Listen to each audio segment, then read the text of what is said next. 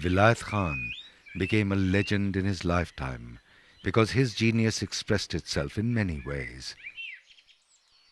His contribution as an artist to his society and his times encompassed a wide range. His superlative playing of the sitar set standards that the following generation will have to strive to attain. As an innovator of the ancient instrument, he made fundamental changes that have come to stay in the combination of strings in the sitar.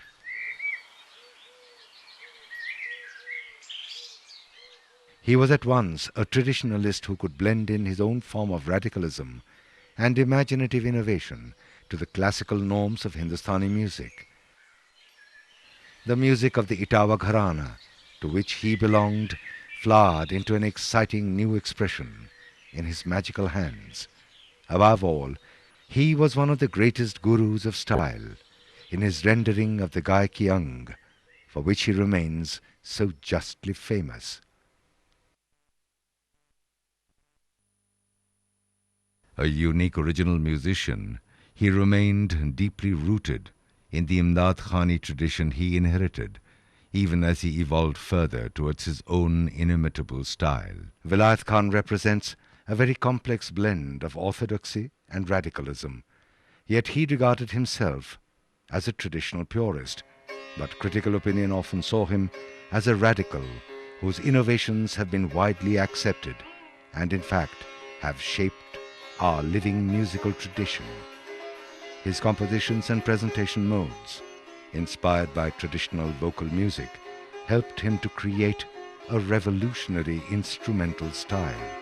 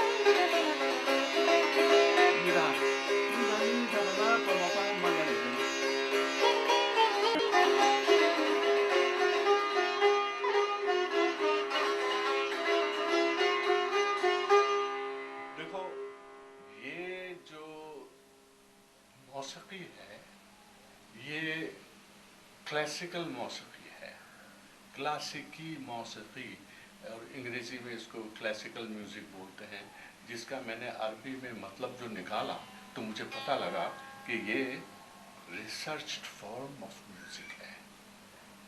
जो सारे gamma पाधा निसा को उन्होंने बड़ा research किया। ये मसलन तो इसका नाम है रे, रिसर्च किया। तीवर गंधार, प्रबल गंधार, ये सा की श्रुति है। तो इसी तरीके से आपने जैसा फरमाया कि मैं फिर से बजाऊं, इसी रिसर्च्ड फॉर्म ऑफ म्यूजिक में इम्प्रोवाइजेशन एक बड़ी अच्छी चीज ला करके इन्होंने डाल दी। जो उपजत अंग स्वभाव, वो जो उपज आ रही है अंदर, वो एक दफा जो आ जाती है उसी फ्रेम में रह के हजारों किस्म से नहीं आएगी, वो नहीं आएगी। असल में सितार म्यूजिक, संगीत, वोकल, तबला, कोई भी चीज है, सबसे पहली चीज है आवाज। आज सुबह ही मुझे भैरवी की तालीम हो रही थी, तो अब्बा बजाते, मुझे चीज़ें बिठा रहे थे, मैं बजा रहा था, लेकिन वो मेरे को खुशी नहीं हो रही थी जो मैं बजा रहा था, क्योंकि एक बात नहीं आ रही थी। तो मैंने अब्बा से पूछा, मैंने कहा अब्बा आप जो चीज़ बता रहे हैं मुझे, बड़ी सिंपल सिंपल चीज़ें हैं, वही मैं बजा रहा हूँ, लेकिन इसमें ये बात क्यों नहीं आ रही है? कहने लगे बेटा ये फीलिंग की बात है, ये टच की बात है, ये टोनैलिटी की बात है। तो मैंने कहा अब्बा मुझे क्यों नहीं आएगा ये टोन, मुझे क्यों नहीं आ रहा है? तो कहने लगे ये चीज़ सीखने की चीज़ नहीं है और सिखाने की चीज़ नहीं है, ऐसे ये चीज़ है महसूस करने की।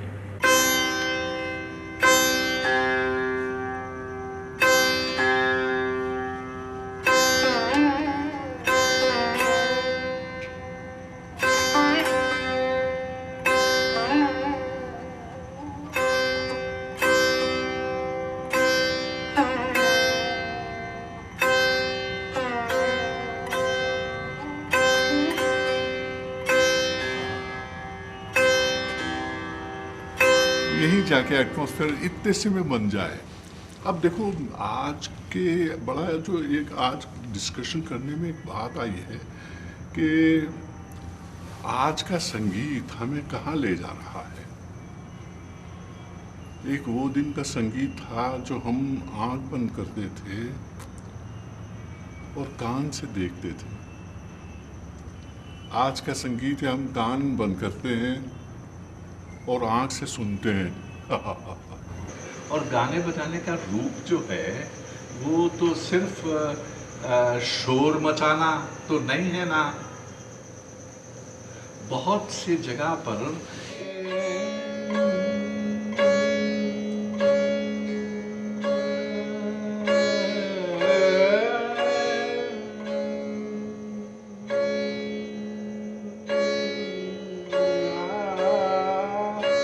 बढ़ाना आवाज का और घटाना ये ऐसा पिलाया जा रहा है अंदर, इंजेक्ट डाला के उसको उसको पिलाया जा रहा है, अंदर डाला जा रहा है, प्रीच किया जा रहा है उसके अंदर कि वो थोड़ी देर के बाद सुनते सुनते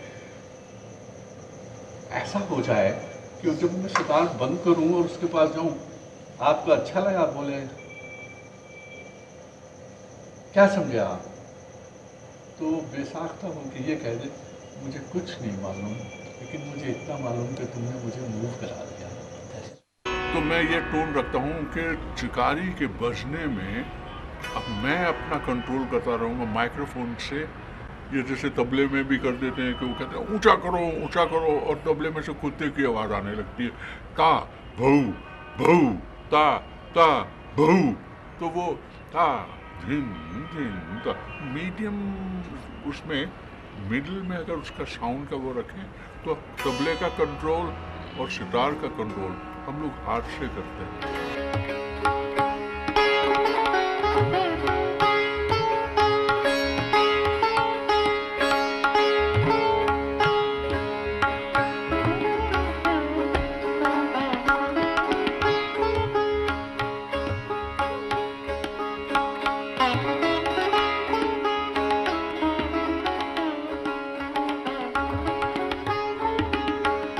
संगतकार हैं आप हमारे, मैं आपका संगतकार नहीं हूं। या तो आप सीधे बजाओ मेरे साथ, मैंने तो जिंदगी भर यही किया और चिल्ला के टेलीविजन में और फिल्म में चिल्ला के बोल रहा हूं, उसकी हिस्ट्री रह जाएगी। अगर कोई भी तबलिया जिंदगी में टेम्पो करने आया, मैं पहले शुरू ही नहीं करने दूंगा उसको, ऐसी गत बजाऊंगा कि वो पूरी चौकड़ी भूल जाए। आए कोई ऐसा, मैं तो जब करता हूँ तो ऐसे। और जिंदगी भर मैंने यही किया कि जब मैंने देखा कि अरे बाप रे बाप ये तो बिल्कुल तनाफुना आ रहा है, तो मैंने गति ऐसी शुरू करके मुंह फेर लिया, ठेका ही पकड़ लो। तो मतलब ये है कि तुम संगतकार हो मेरे, मैं नहीं हूं संगतकार तुम्हारा। जब तुम सोलो तबला बजाओगे तब मैं लहरा बजाऊंगा, बहुत नरम बजाऊंगा कि तुम्हारी आवाज पूरी सब लोगों के कान पे पहुंच जाए। मगर कंसेप्शन ऑफ संगत खत्म हो गया। कंसेप्शन लेतरी की धित्तरी की, लेतरी की धित्तरी की, अब तो ये कंसेप्शन आ गया है। और इसमें लाउड और ऐसा धर धर धर धर धर धर धर धर धर धर धर धर किया जाए और कूले पीट जाए कि लोग बीच में तालियां बजाएं, ये कंसेप्शन अब म्यूजिक का आ गया है। विद्या धैर्य गुणी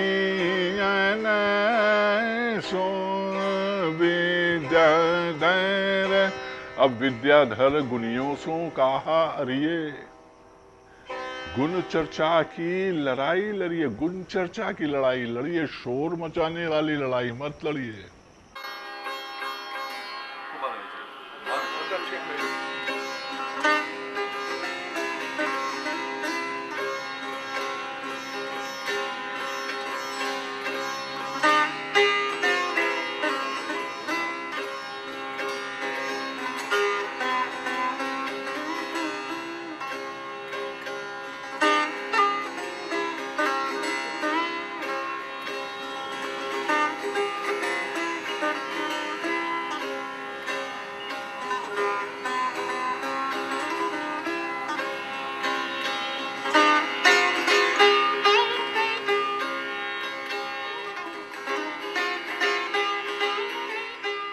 Vilayat Khan, he was more deeply concerned with the unwavering pursuit of his own excellence and in upholding the pristine values and the qualities of Hindustani classical music.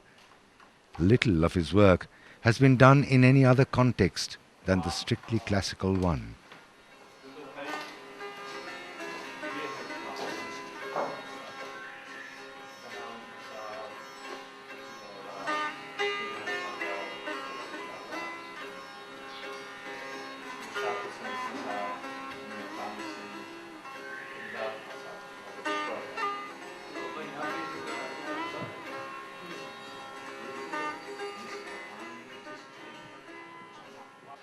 Hussain Khan, सब भाई,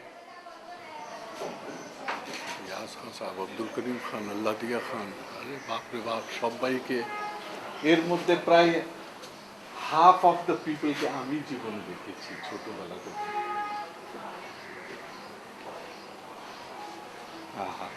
बेबू एक कागज पेंसिल लेके मैं बहुत से नाम भूल गया हूँ। एक कागज पेंसिल लेके यहाँ से शुरू करो। और किस्मत बहुत अच्छी है, आज लकी हुई यार कि सबके नाम इसके नीचे लिखे हैं। हमारे यहाँ बहुत सी तस्वीरें हैं, उनका नाम मुझे नहीं मालूम, यहीं की तस्वीरें हैं बहुत, जो नाम नहीं मालूम तो मैं भूल गया हूँ अभी इस उम्र में आके। सबके प्लीज तुमको आज ड्यूटी दिया है तुमको और नताशा को। वो पिक्चर एसोसिएट कैसे करेंगे? मैं कर लूँगा, मैं देखता तो सिर्फ नाम लिखना है। आज मैंने इनको देखा तो मेरे को देखते ही राजा भैया Ganpat Rao. Vilayat Khan was truly unique, a proud and uncompromising traditionalist who in fact felt liberated rather than bound by traditions he deeply respected. In an ever-transient world where the winds of change blow constantly, he was a living monument to an excellence that remains timeless.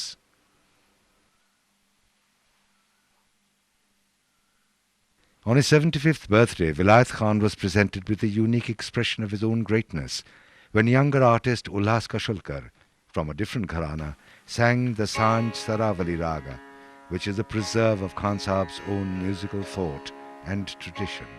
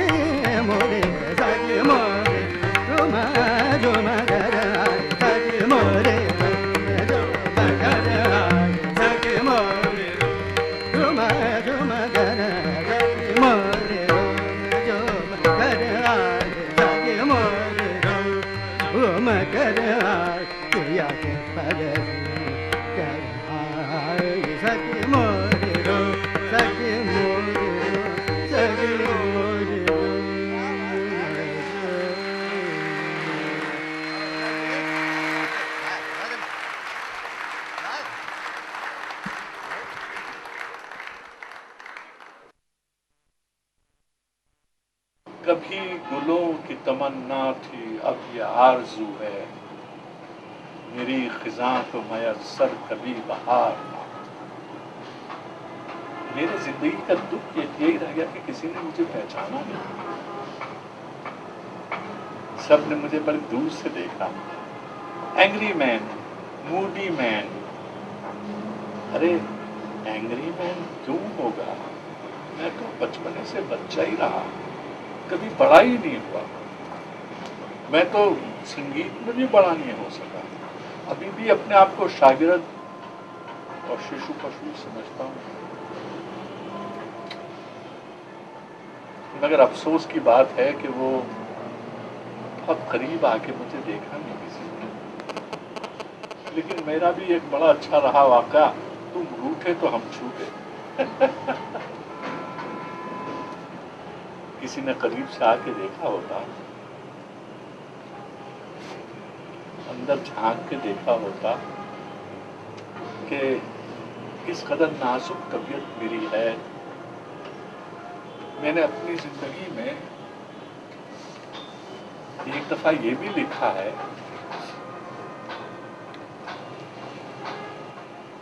मोहब्बत में भी आता है ऐसा एक वक्त इंसान पर, सितारों की चमक से ठेस लगती है लगे जाता है।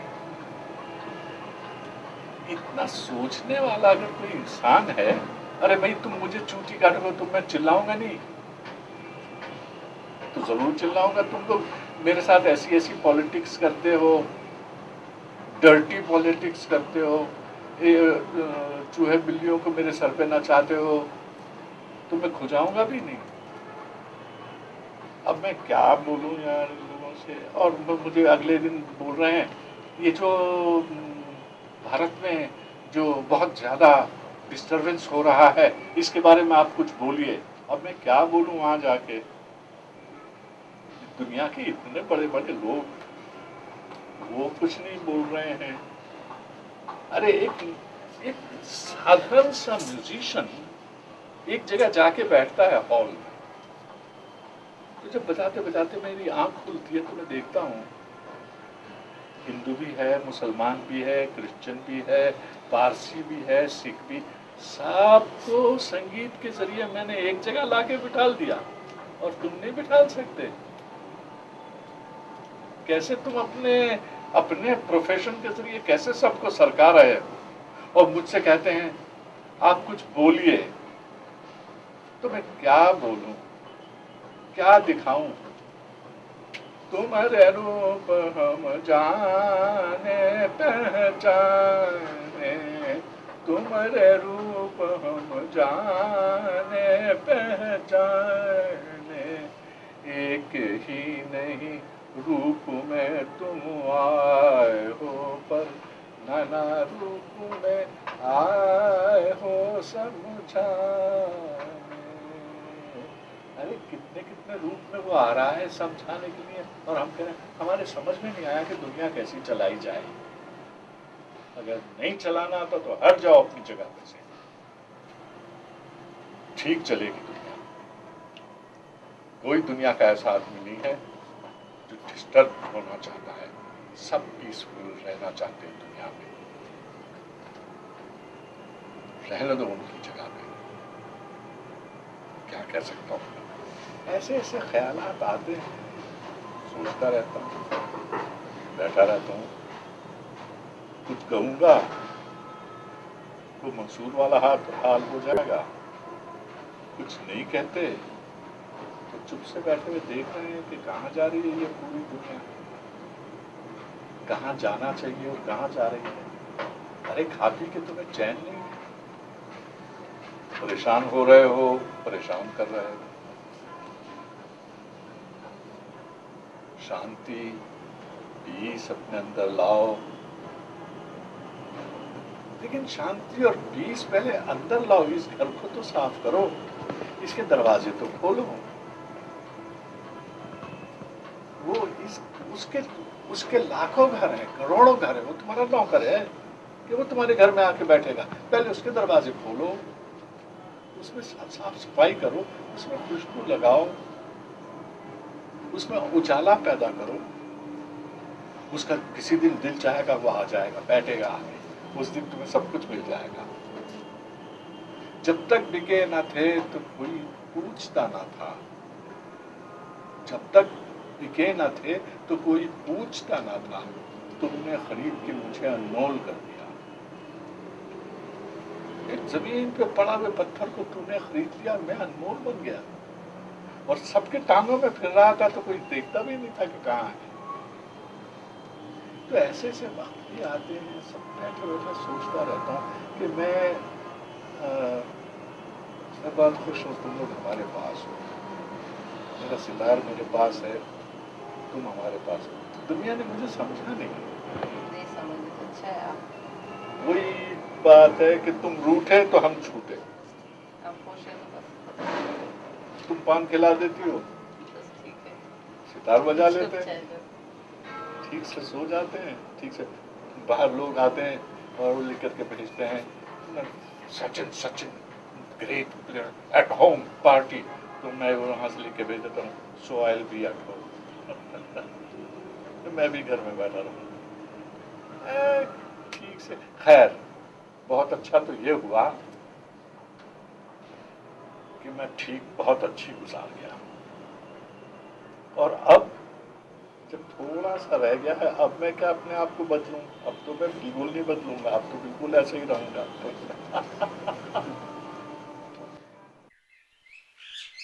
Vilayat Khan was deeply Indian in his cultural and philosophical position.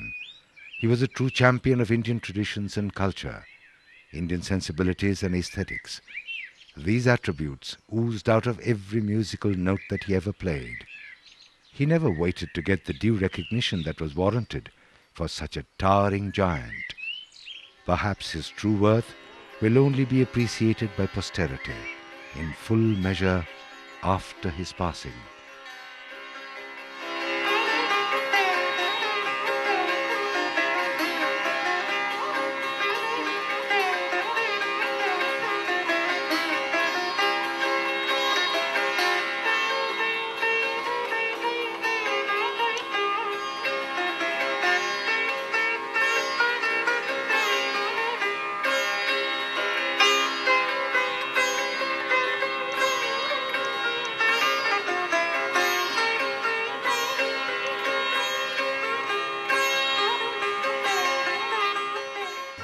सितारों के आगे जहां और भी हैं, अभी इश्क के इम्तहान और भी हैं।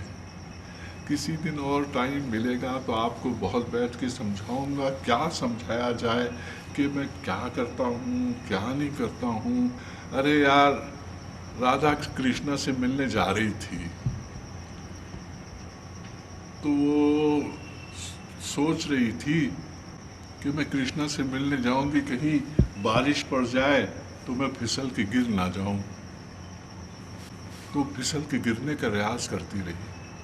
मजेदार बात है कि जब आऊं भी, ये मैं कर भी दूं तो अब क्या बोलूं। कह लगे तूने कृष्णा में क्या देखा? तो चुप। अरे तूने कृष्णा में देखा क्या जो तू बावली हुई फिर रही है उसके पीछे? जब बहुत ही उससे जिद करी तो कहने लगी इसने देखा है और ये बोल सकती है। इसके पास जबान नहीं है, इसके पास आंख नहीं है।